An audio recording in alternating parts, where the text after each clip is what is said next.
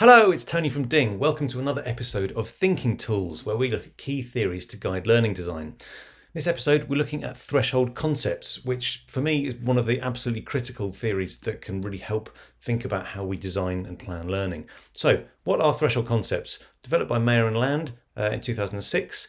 Three key characteristics. They're transformative, so they change us. When we cross the threshold, we're changed in some way.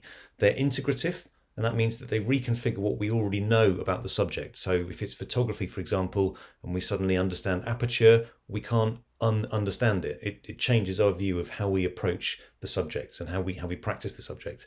But they're also troublesome because in crossing a threshold, we have to let go of our previous understanding of the world. And that can be really challenging depending on what the subject is and what the threshold is, because we're very comfortable with our knowledge and it can require some courage and some risk to go beyond what we already know.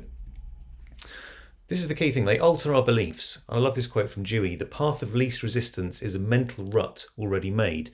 So Dewey's basically saying it's very easy for us to get stuck into existing ways of thinking, and it's much harder to get out of those. It requires effort to think differently about something, which is another barrier to crossing a threshold. And it requires what he calls troublesome work to undertake our existing beliefs. And they also produce this state of what's called liminality. So I love this other quote by Schwartzman. So real learning requires stepping into the unknown, which initiates a rupture in knowing. So it's kind of like this break between what we knew and what we're trying to learn. And this can produce a state of liminality. So what's liminality? It's really a state of uncertainty or unknowing. So it's been described as a transformative state where we sort of go into this uncertain phase where we're trying to figure something out, and then when we get it, we pop out the other side. But while we're in that phase, we're in this kind of suspended state, and it can be unsettling. It can almost create a sense of loss for the knowledge or the way of viewing the world that we previously held, and that can be really uncomfortable for some people. That can often produce a bit of anxiety. It can also produce fear, frustration, and a bit of doubt. Am I good enough? Can I cross this threshold? I'm not sure if I'm ever going to make it. But once we get there, really positive, excitement, exhilaration, all these positive emotions. I did it. Hooray. I learned to drive the car. I learned to bake the cake, whatever it happens to be. So there's some key implications for learning design, just to finish off. When we're designing learning, we can really think about focusing the learning design on threshold concepts. We're almost using them as waypoints to construct the journey through the learning experience.